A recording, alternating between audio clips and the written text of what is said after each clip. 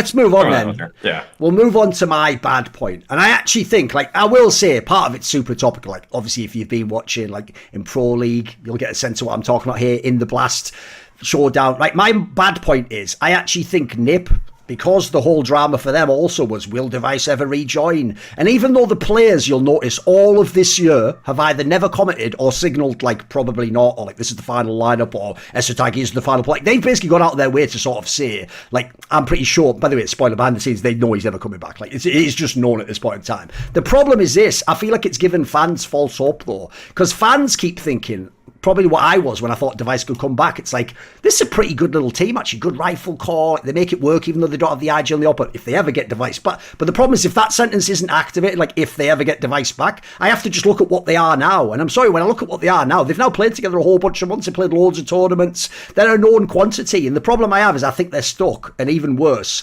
as other teams are, like, upgrading, getting slightly better, I think they're going to fall down. Like, this was a team where, for me, they had, like, real dark horse potential at some of these big events, like the last 3-4 months. Even their map pool was pretty good. If you remember, once upon a time, they had a really good ancient. Then I thought more recently, they've made such a killing off having an overpass. If people don't know, that's the map you can even win off a Na'Vi or a phase. Like, it's actually one of those rare ones that most people aren't emphasizing right now. So there was periods where they had reasons they matched up really well. Right now, I think actually they're looking pretty fucking bad across the board.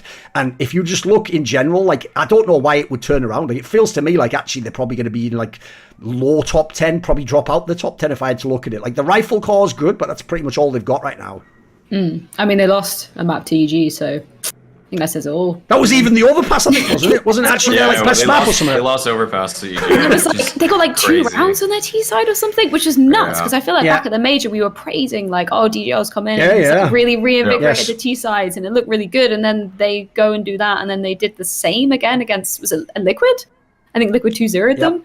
And then they did manage to come back in their last game against Heroic. But it was, just kind of, I totally agree with, like, even the map pool for them feels a little bit like, I just don't really know what to expect from them. They got 1 T-side round yesterday against Fnatic on Overpass. Like, I was setting that up too. Like, they were going to do much better. Like, they lost Ancient very convincingly to Fnatic, and then they played Overpass, which was their own pick against Fnatic. And I was like, okay, they can still win this series. They can win Overpass. They could probably win Nuke, and they could close it out. But they just did not show up at the door at all. Like, they didn't do anything of note whatsoever.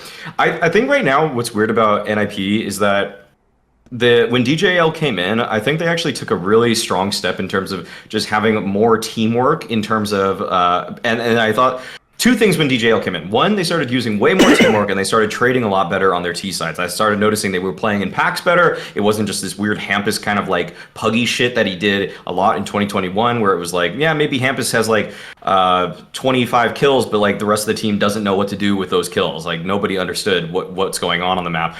And DJL ironed that out really well, and they got really reinvigorated. I noticed Rez started using one-way smokes on like every single map, but it's like almost like they ran out of tricks. I haven't seen them like pull anything out now that gets me excited about watching NiP for the last, well, basically since the player break. Not really at the fall groups, and nothing so far in what I've seen from them at Pro League. And I think that they need to, when DJL came in, there were so many sweeping changes that it seemed like everybody got very motivated to bring something to the table, and I feel like they're just in a lull right now, mentally speaking, which is probably a little bit of the. I wouldn't surprise me if they go the route of just scapegoating like Esotag soon or something like that, and then they're just gonna think like, oh, we just need a player change, but it really wasn't a player change that made you guys good in the first place. It was a coach change and everybody feeling like you're a star all of a sudden. Like, by the way, imagine being Esotag as well. Like, you joined when Device was supposed to be like, right, there's 2 Danes, it's all right, look, as long as we all keep speaking Swedish, we're all cool here, guys. Like, all of a sudden it's like, Device is coming back, right? Yeah, any minute now. Like, shit. That's starting to get awkward because, as you say, Maui, like, even if you weren't playing worst, you're the most obvious person to kick out to get Sweden, aren't you? Like, that's got to be awkward, hasn't it? I know, like.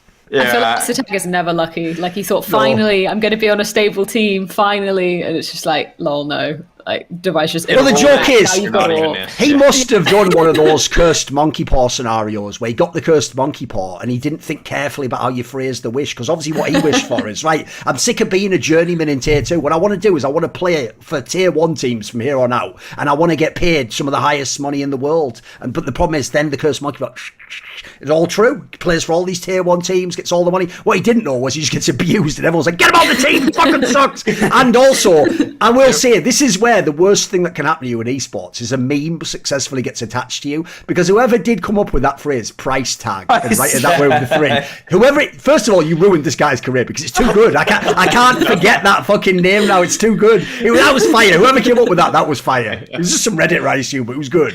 That angle was fucking funny. Twitch chat or Redditor or something like that. Yeah, sometimes there's some gems in that space. No, because you know when people say it's like you're crowdsourcing the idea. It's like, yeah, individually people might be stupid, but collectively they'll come up with a really funny fucking angle on that. Exactly. It is monkey typewriter type of theory with that. It's like everything has been put into Twitch chat, and then eventually that one thing sticks. Indeed. Want to see more cool, funny, interesting clips based on topics from my content? Well, subscribe to this channel then, or, be a pleb and don't.